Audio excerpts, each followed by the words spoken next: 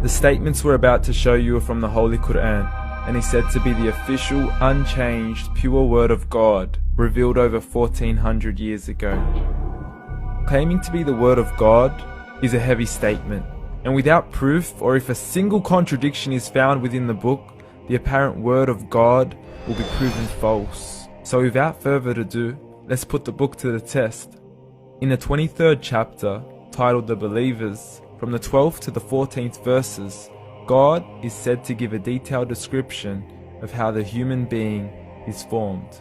It begins by saying, "We then placed him as a sperm drop in a place of settlement, firmly fixed.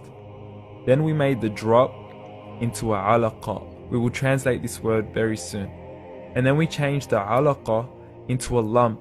Then we made out of that lump into bones. And then we clothed the bones with flesh. Then we caused him to grow and come into being and attain the definitive human form."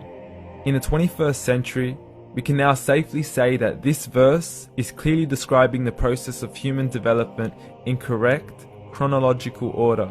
However, what we should be paying attention to in particular is the second stage, referring to the development of the embryo. The specific word used to describe the embryo in this verse is the word alaqa. The word alaqa, when translated into English, can mean three separate things. Firstly, a blood clot, or to be suspended, that is to be hanging or clinging to something, or thirdly and finally, a leech. Now, all three definitions don't come anywhere near what we perceive to be the human embryo. So, why are these words used, and what significance do they share with the human embryo? Can the embryo be described as a blood clot? Well, what do you think? In the 3rd week of embryonic development, a tubular heart joins with the blood vessels to form a primordial cardiovascular system, and by the end of the 3rd week, the blood is circulating and the heart begins to beat on day 21. The first thing that comes to mind in regards to being suspended or hanging is the umbilical cord. But we can't use that example because we are simply referring to step 2, before the baby has even formed. But we now know today that the umbilical cord is formed from the connecting stalk. And the connecting stalk is formed as soon as the embryo is formed. The embryo's connecting stalk has even been described by John Allen and Beverly Kramer as an object to suspend the developing embryo in the extraembryonic column. So an embryo is suspended and does have a strong resemblance with a blood clot. What on earth would an embryo have to do with a leech? Figure A shows the structure of an embryo at 25 days. Figure B shows a leech.